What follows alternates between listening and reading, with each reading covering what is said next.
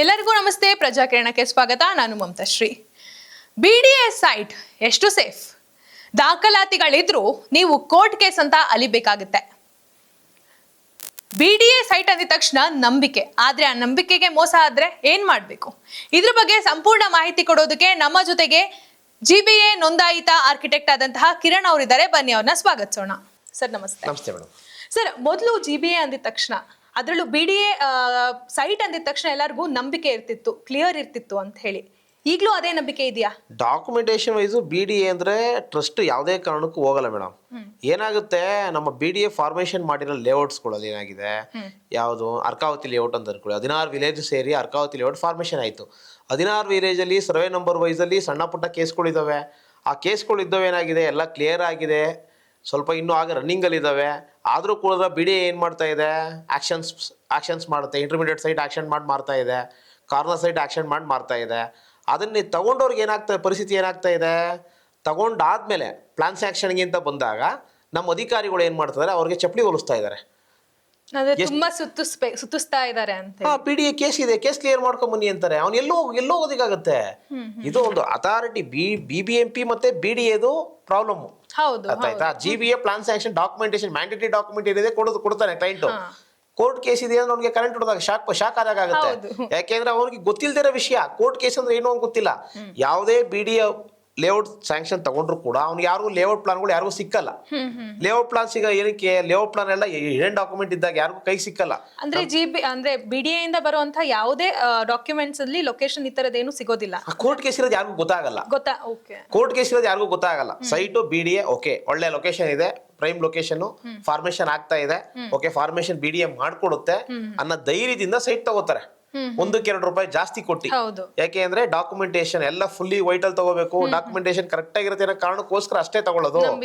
ತಗೊಂಡಾದ್ಮೇಲೆ ಅವ್ನ ಪ್ಲಾನ್ ಸ್ಯಾಂಕ್ಷನ್ಗೆ ಅಂತ ಬಂದಾಗ ನಮ್ಮಲ್ಲಿರೋ ಅಧಿಕಾರಿಗಳು, ಭ್ರಷ್ಟ ಅಧಿಕಾರಿಗಳು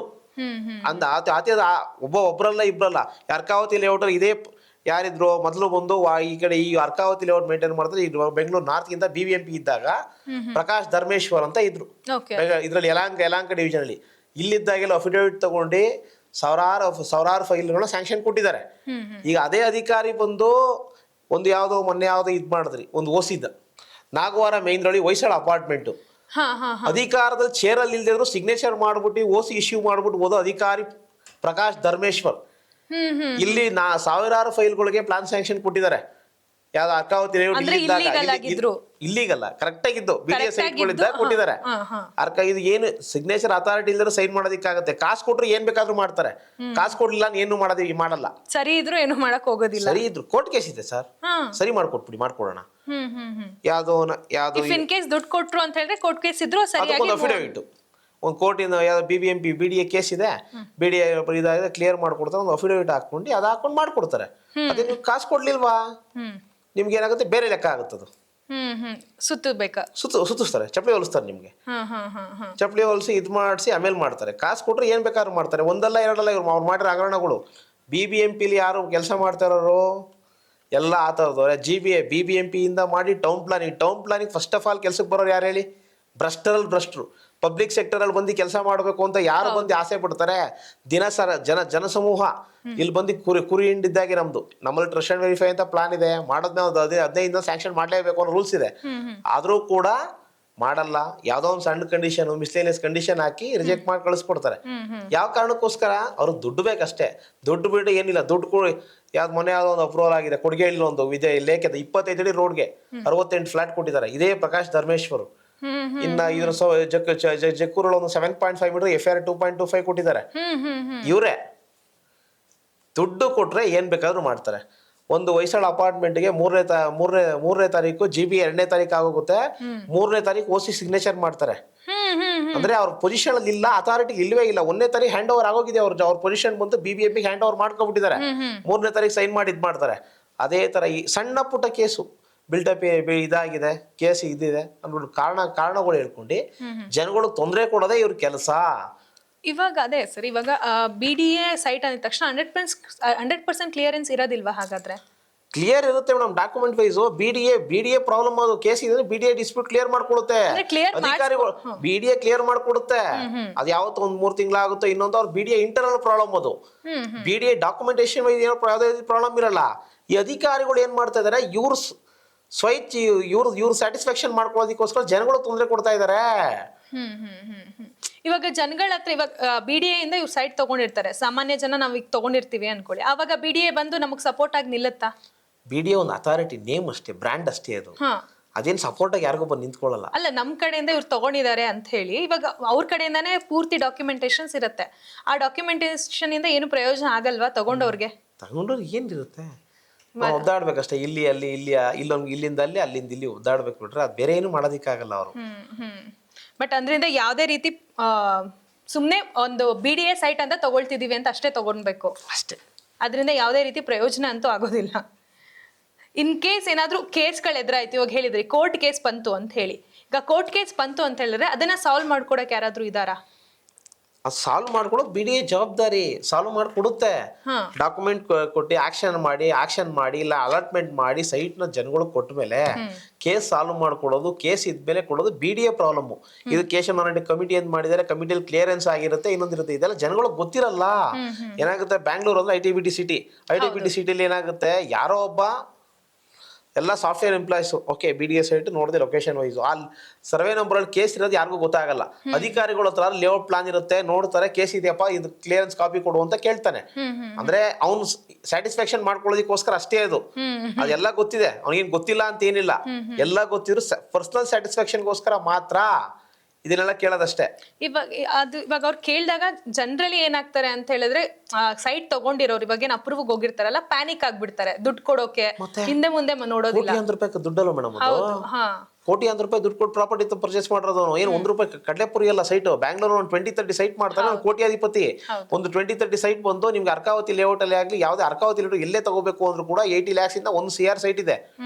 ಜಸ್ಟ್ 20-30 ಒಂದು 20-30 ಸೈಟ್ ತಗೊಳ್ಳೋದು ಕೋಟ್ಯಾಧಿಪತಿ ಲೆಕ್ಕ. ಆ ₹1,000,000 ಬಂಡವಾಳ ಹಾಕಿರೋ ಒಂದು ಲೈಫ್ ಟೈಮ್ ಇನ್ವೆಸ್ಟ್ಮೆಂಟ್. ಒಂದು 20-30 ಸೈಟ್ ಅಂತ ಅನ್ಕೊಳ್ಳಿ, 30-40 ಬೇಡ, 20-30 ಲೈಫ್ ಸೈಟ್ ಆಗ್ತವ್ರಿಗೆ ಎಷ್ಟು ಇದಾಗುತ್ತೆ, ಟೆನ್ಷನ್ ಆಗುತ್ತೆ. ಅವ್ನ ಲೈಫ್ ಟೈಮ್ EMI ಕಟ್ಟಬೇಕು, ಅವ್ನು ಪ್ಯಾನಿಕ್ ಆಗಲ್ವಾ? ಹೌದು. ಅವಾಗ ಇವ್ರು ಅಧಿಕಾರಿಗಳು ಏನೇ ಹೇಳಿದ್ರು ಕೊಡ್ಲೇಬೇಕಾಗತ್ತ, ಅವರು ಕೊಟ್ಬಿಟ್ಟು ಮಾಡಿಸ್ಕೊತಾರೆ, ವಿಧಿ ಇಲ್ಲ. ಏನಾಗುತ್ತೆ, ನಮ್ ರೂಲ್ಸ್ ಹೇಳ್ತೀರಾ ಇಲ್ಲ ಬಫರ್ಸ್ ಅಂತ ತೋರಿಸ್ತಾರೆ. ಬಫರ್ಸ್ ಏನಾಗುತ್ತೆ, ನಮ್ಮಲ್ಲಿ ಬಫರ್ ಝೋನ್ಗೆ ಇದೇ ರೀತಿ ಪ್ರಾಬ್ಲಮ್ ಆದಾಗ ರಮಾಕಾಂತ್ ನಾಯ್ಕ್ ಅಂತ HBR ಲೇಔಟ್ ಅಲ್ಲಿ ಒಂದು BDA approved layout, HBR layout buffers BDA ಇದು ಲೇಕ್ ಟ್ಯಾಂಕ್ ಬೆಡ್ ಬರುತ್ತೆ, ಇನ್ನೊಂದು ಅಂತ ಪ್ಲಾನ್ ಸ್ಯಾಂಕ್ಷನ್ ಕೊಡದೇ ಇತ್ತು. ಆ ರಮಾಕಾಂತ್ ನಾಯ್ಕ್ ಏನ್ ಮಾಡಿದ್ರು, ನಮ್ಮ ಟೌನ್ ಪ್ಲಾನಿಂಗು ಬ್ಯಾಂಗ್ಳೂರ್ ಈಸ್ಟ್ ಇಲ್ಲಿ ಮೇಲ್ ಇತ್ತು, ಅಲ್ಲಿಂದ ಫೈಲ್ ಸಬ್ಮಿಟ್ ಮಾಡಿ direct BBMP commissioner Tushar Girinath sir ಹತ್ರ ಫೈಲ್ ಹಾಕ್ಸ್ಕೊಂಡು, ತುಷಾರ್ ಗಿರಿನಾಥ್ ಸರಿಂದ BBMP BDA ಒಪಿನಿಯನ್ ಕಳಿಸಿ, BDAಯಲ್ಲಿ 3 to 6 months ಚಪ್ಪಲಿ ಹೊಲಿಸಿ ಅವರೊಂದು ಆರ್ಡರ್ ಮಾಡಿಸಿದ್ರು. ಏನಂತ, BDA ಸೈಟ್ಸ್ಗಳಿಗೆ ಬಫರ್ಸ್ ಬರಲ್ಲ ಅಂತ. ಬಟ್ ಇವಾಗ ಬರ್ತಾ ಇದೆ. ಬಫರ್ಸ್ ಬರಲ್ಲ ಅಂತ ಆರ್ಡರ್ ಮಾಡಿಸಿದ್ದಾರೆ. ಅದ್ರಲ್ಲಿ ಏನಂತಿದೆ, RMP 2015 ಇದಕ್ಕಿಂತ ಮೊದಲು ಯಾವ್ದು ಸೈಟ್ಸ್ ಆಗಿದೆ ಅದಕ್ಕೆ ಬಫರ್ಸ್ ಇಲ್ಲ ಅಂತ ಆರ್ಡರ್ ಆಗಿದೆ. ಈ ನಮ್ಮ ಅಧಿಕಾರಿಗಳು ಏನ್ ಮಾಡ್ತಾರೆ, ಅರ್ಕಾವತಿ ಲೇಔಟ್ ಅಪ್ರೂವಲ್ ಆಗಿರೋದು ಡಿಸೆಂಬರ್ 2021 ಅಲ್ಲಿ, ಆದ್ರೆ ಅಲಾಟ್ಮೆಂಟ್ ಆಗಿರೋ 2004 ಅಲ್ಲಿ. ಇದು ಸೈಟ್ಗಳಿಗೂ ಕೂಡ ಆರ್ಡರ್ ಇಂಪ್ಲಿಮೆಂಟೇಷನ್ ಆಗುತ್ತೆ, ಆದ್ರೆ ಅಪ್ರೂವಲ್ ಡೇಟ್ಗೋಸ್ಕರ ಇದಾಗ್ತಾ ಇಲ್ವಲ್ಲ ಅನ್ನೋ ಕಾರಣಕ್ಕೋಸ್ಕರ ₹1,00,000 ಜನಗಳು ಹತ್ರ ತಿಂತಾ ಇದಾರೆ. ಬಫರ್ಸ್ ಬಂತು ಅಂದ್ರೆ ಈ ಸೈಟ್ಸ್ಗಳೇನು ಯಾವ್ದಕ್ಕೂ ಪ್ಲಾನ್ ಸ್ಯಾಂಕ್ಷನ್ ಕೊಟ್ಟಿಲ್ಲ ಅಂತಲ್ಲ. ಈಗ ಜಿಯಾವುರ್ ರೆಹಮಾನ್ ಅಂತ ಒಂದು ಫೈಲು ನಿಮ್ಗೆ ಹೇಳ್ದಾಗೆ ನಿಮ್ ಸ್ಟುಡಿಯೋಗೆ ಬಂದಿದ್ದವರು, ಅವ್ರದ್ದು ಏನಾಗಿದೆ, ಬಫರ್ ಬ್ಯಾಕ್ ಸೈಡ್ ಡ್ರೈನ್ ಇದೆ. BDA ಸೈಟು ವಿತಿನ್ RMP 2015 ಮೊದಲು ಅಲಾಟ್ಮೆಂಟ್ ಆಗಿರೋ ಸೈಟು. ಅಲಾಟ್ಮೆಂಟ್ ಆಗಿರೋ ಸೈಟ್ ನಾವೇನು ಮಾತಾಡೋ ಆಗಿಲ್ಲ, ಆದ್ರೂ ಕೇಳ್ತಾರೆ. ಕೇಳಿದ್ರೆ ಏನ್ ಮಾಡ್ತಾನೆ ಸರ್, BDA ಇಂದ ಒಂದು ಒಪಿನಿಯನ್ ತಂದ್ಬಿಡಿ ಸರ್, ನೀವು ಏನ್ ಬರ್ದ್ ಕೊಟ್ಬಿಡ್ತಾರೆ. BDA ನಮ್ಗೆ ಹೋಗೋದು ಕಾಯ್ಕೊಂಡು ಕೂತಿರ್ತಾರ, ಜನಗಳು ಹೋಗೋದು ಇವ್ರು ಕಾಯ್ಕೊಂಡು ಕೂತಿರ್ತಾರೆ. BDAದವರು ಯಾರು ಕಾಯಲ್ಲ, ಪಬ್ಲಿಕ್ ಸೆಕ್ಟರ್ ಅಲ್ಲಿ ಕೆಲಸ ಮಾಡೋರೆಲ್ಲ ಅಷ್ಟೇ. ಬರ್ತಾರೆ, ಟೇಬಲ್ ಟು ಟೇಬಲ್ ಏನ್ ಇಡ್ಬೇಕು ಇಟ್ರು ಮಾತ್ರ ಮುಂದಕ್ಕೆ ಹೋಗುತ್ತೆ, ಇಲ್ಲ ಯಾವ ಕಾರಣಕ್ಕೂ ನಿಮ್ದು ಯಾವುದೇ ಕೆಲಸ ಆದ್ರೂ ಮುಂದಕ್ಕೆ ಹೋಗಲ್ಲ. ಇದು ಪರಿಸ್ಥಿತಿ. ಅಲ್ಲಿಂದ ತಗೊಂಬ ತಿರ್ಗಾ ಇದು ಕೋರ್ಟ್ ಕೇಸ್ ಇದೆ, ಸೆನ್ಸಿಟಿವ್ ಝೋನ್, ಬಫರ್ ಝೋನ್ ಅಂತ ಹೇಳ್ತಾರೆ, ಕೋರ್ಟ್ ಕೇಸ್ ಅಂತ ಹೇಳ್ತಾರೆ. ಸಾವಿರಾರು ತೋರಿಸ್ತಾರೆ ಜನಗಳಿಗೆ. ನೋಡ್ಬೇಕು ಹೋದ್ರೆ ಯಾವುದೇ BDA ಪ್ರಾಪರ್ಟಿ ಪರ್ಚೇಸ್ ಮಾಡ್ಬೇಕು ಅಂದ್ರು ಜನಗಳಿಗೆ ಒಂದೇ, ತಗೋಬೇಕಾದ್ರೆ first approved BDA layout plan ನೋಡಿ ಅದರಲ್ಲಿ ಏನು ಮೆನ್ಷನ್ ಆಗಿದೆ ಅಂತ ತಗೊಂಡು ಅದಾದ್ಮೇಲೆ ತಗೊಳ್ಳಿ. ಸುಮ್ಮನೆ ಮೂರ್ಖರಾಗ್ಬೇಡಿ. ಫಾರ್ಮೇಷನೇ ಆಗದೆ ಸುಮ್ಮನೆ ಆನ್ಲೈನಲ್ಲಿ ಎಲ್ಲೋ ಕೂತಿರ್ತಾರೆ, ಫಾರಿನಲ್ಲಿ ಕೂತಿರ್ತಾರೆ, ಇನ್ನೊಂದು ಕಡೆ ಕೂತಿರ್ತಾರೆ. ಯಾರು ಬೇಕಾದ್ರೂ ಲಾಗಿನ್ ಮಾಡ್ಬೋದು. 4 lakhs EMD ಕಟ್ಟಿದ ತಕ್ಷಣ ಫ್ರಾಕ್ಷನ್ ಆಫ್ ಸೆಕೆಂಡಲ್ಲಿ 2 minutesಲ್ಲಿ ನಿಮ್ಮ ಐ ಡಿ ಕ್ರಿಯೇಟ್ ಆಗೋಗುತ್ತೆ. ಐ ಡಿ ಕ್ರಿಯೇಟ್ ಆದಮೇಲೆ ಏನು ಮಾಡ್ತಾ ಇದ್ದೀವಿ, ಕಟ್ತೀವಿ, ಆಕ್ಷನ್ ಬಿಡ್ ಮಾಡ್ತೀವಿ. ಯಾರೋ ಒಂದು 20 ಜನ ಆಕ್ಷನ್ ಲಿಸ್ಟಿಗೆ ಬರ್ತಾರೆ. ಎಲ್ಲಾರ್ದು ಇದು ಮಾಡಿ, ಆಸೆ ಅಲ್ವ ಮನೆ ಅಂದರೆ, ಎಲ್ಲರೂ ಬಿಡ್ ಮಾಡಿ ಸೈಟ್ ತೊಗೋತೀವಿ. ಸೈಟ್ ತೊಗೊಳೋದು ತಪ್ಪಲ್ಲ. ತಗೊಳ್ಳೋದಕ್ಕಿಂತ ಮೊದಲು ನೀವು BD ಅಪ್ರೂವ್ಡ್ ಲೇಔಟ್ ಸೈಟ್ ತಗೋತಾ ಇದ್ದೀರಾ ಅಂದರೆ ಅಪ್ರೂವ್ಡ್ ಲೇಔಟ್ ಪ್ಲಾನ್ ಹುಡುಕಿ. ಆ ಪ್ಲಾನ್ ಹುಡುಕ್ಬಿಟ್ಟು ಅದರಲ್ಲಿ ಏನಾದ್ರು ಕೋರ್ಟ್ ಕೇಸ್ ಇದೆ ಅಂತಂದರೆ ಕೋರ್ಟ್ ಕೇಸ್ ಬಗ್ಗೆ ರಿಲೇಟೆಡ್ ಡಾಕ್ಯುಮೆಂಟ್ BDR ಫಸ್ಟೇ ತಗೊಳ್ಳಿ. ತಗೊಂಡು ಆದಮೇಲೆ ಸೈಟ್ ತಗೊಳ್ಳಿ. ಆಗ ನಿಮ್ಗೆ ಯಾವುದೇ ರೀತಿ ಪ್ರಾಬ್ಲಮ್ಸ್ ಇರಲ್ಲ. ಇಲ್ಲ ಅಂದ್ರೆ ಹೋಗಿ ಪೊಸಿಷನ್ಗೆ ಹೋಗ್ತೀರಾ, ರಸ್ತೆ ಅಲ್ಲೋಗಿ ಕೋರ್ಟ್ ಕೇಸ್ ಇದೆ, ನಮ್ಮ ಪೊಸಿಷನ್ ಕೊಡಲ್ಲ ಅಂತಾನೆ. ಇಲ್ಲ ನಿಮ್ಮ ಅಧಿಕಾರಿಗಳು ಟೌನ್ ಪ್ಲಾನಿಂಗಲ್ಲಿ, ನಮ್ಮ ಟೌನ್ ಪ್ಲಾನಿಂಗ್ ಇದೆ, BDA ಸೈಟ್ ಆದರೆ BBMP ನಾವು ಪ್ಲಾನ್ ತಗೋತೀವಿ. ನಮ್ಮ ಟೌನ್ ಪ್ಲಾನಿಂಗ್ ಅಧಿಕಾರಿಗಳು ಪ್ಲಾನ್ ಕೊಡಲ್ಲ. ಭ್ರಷ್ಟರು ನೋಡ್ಕೊಂಡು ಹುಷಾರಾಗಿ ಸೈಟ್ಸ್ ತಗೊಳ್ಳಿ. ಈಗ BDA ನಾವು ನಮಗೆ ಕಲೆಕ್ಟ್ ಆಗಿರುವಂತಹ ಡೇಟಾ ಪ್ರಕಾರ ಏಪ್ರಿಲ್ ಮೇಲೆ 4,000ಕ್ಕೂ ಹೆಚ್ಚು ಸೈಟ್ಗಳು ಖರೀದಿಯಾಗಿದೆ ಅಂತ ಹೇಳಿ. ಇದರಲ್ಲೂ ಯಾವ್ದಾದ್ರು ಬಫರ್ಸ್ ಇರೋದು, ಯಾವ್ದಾದ್ರು ಕೋರ್ಟ್ ಕೇಸ್ ಇರೋದು ಇದೆಯಾ ಸರ್ ನಿಮಗೆ? ನಾಳೆ ಆಕ್ಷನ್ ಆಗುತ್ತಲ್ಲ ಮೇಡಮ್. ಇದೇ ಸೈಟ್ ಅಲ್ಲಿ ಇದೆ, ಅರ್ಕಾವತಿ ಲೇಔಟ್ ಅಲ್ಲಿ 7 ಬ್ಲಾಕ್ 2 ಸೈಟ್ ಬಿಟ್ಟಿದ್ದಾರೆ. ಇದನ್ನು ಕೋರ್ಟ್ ಕೇಸ್ ಇನ್ನು ಹಾಗೆ ಪೆಂಡಿಂಗ್ ಇದೆ. ರಿಟ್ ಅಪೀಲ್ ಹಾಕೊಂಡು ಆಗ್ಲಿಂದ ಇದೆ. ಕೇಶವನಾಯ್ಡು ಕಮಿಟಿಲಿ ಏನು ಇಲ್ಲ, ಡಿಸೈಡ್ ಆಗೋಗಿದೆ. ಈ 2 ಸೈಟ್ಗಳು ಹಾಗೆ ಪೆಂಡಿಂಗ್ ಉಳ್ಕೊಂಡಿದೆ. ಯಾವ್ದಿದು Jakkur 7 block 3190 105 square metre, JK 219. ಇದು ಬಂದು ಜಕ್ಕೂರ್ ಡಬಲ್ ರೋಡ್ ಅಲ್ಲಿ ಇದೆ. ಡಬಲ್ ರೋಡ್ ಅಲ್ಲಿಂದ 2 ಸೈಟ್ಗಳಿಗೂ ಇದಿದೆ. ಇದಾದ್ರೆ ಥರ್ಡ್ ಬ್ಲಾಕ್ ಸಂಪಕೇಳಿ ವಿಲೇಜು. ಇದರಲ್ಲಿ ಬಂದು ಇವು ಯಾವುದು ಸೈಟ್ ನಂಬರ್ 1075, 1047, 1048, 106 ಈ ಯಾವುದು ಸೈಟ್ಗೂ ಫಾರ್ಮೇಷನ್ ಕೂಡ ಆಗಿಲ್ಲ, ಪೊಸಿಷನ್ ಕೂಡ ಕೊಡೋದಕ್ಕಾಗಲ್ಲ. ರೋಡೇ ಇಲ್ಲ ಈ ಸೈಟ್ಸ್ಗಳಿಗೆ. BDA ಏನಾಗ್ತದೆ, ಮಾಫಿ ಆಗೋಗಿದೆ ಅಷ್ಟೇ. ಎಷ್ಟಾಗುತ್ತೆ ಅಷ್ಟು ದುಡ್ಡು ಮಾರ್ಬಿಟ್ಟು BDA ಹಾಕೊಂಡು ದುಡ್ಡು ಹಾಕ್ಸ್ಕೊ. ಇದು ಬಿಟ್ರೆ ಏನು ಇಲ್ಲ. ಈ ಸೈಟ್ಸ್ಗಳಿಗೆ ರೋಡೇ ಇಲ್ಲ. ಇದೇನೋ ಕೋರ್ಟ್ ಕೇಸ್ ಇದೆ, ಏನೋ ಆಗ್ಬೋದು. ಈ ಸೈಟ್ಸ್ಗಳಿಗೆ ರೋಡೇ ಇಲ್ಲ. ಈ ಥರ ಏನಾಗುತ್ತೆ, ಈ ನೋಟಿಫಿಕೇಶನ್ ಪ್ರಕಾರ ನೋಡ್ಕೊಂಡ್ರು ನಿಮಗೆ ಇದರ ಅರ್ಧಕ್ಕರ್ಧ ತಪ್ಪಿರುತ್ತೆ. ಕೋರ್ಟ್ ಕೇಸ್ ಇರುತ್ತೆ.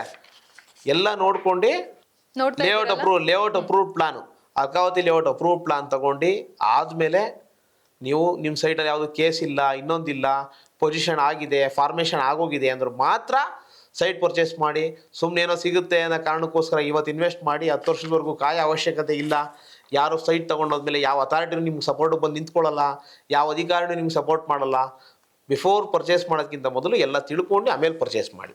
ನೋಡಿದ್ರಲ್ಲ BDA ಸೈಟ್ಗಳ ಅವ್ಯವಹಾರ ಯಾವ್ಯಾವ ರೀತಿ ನಡೆಯುತ್ತೆ ಅಂತ ಹೇಳಿ.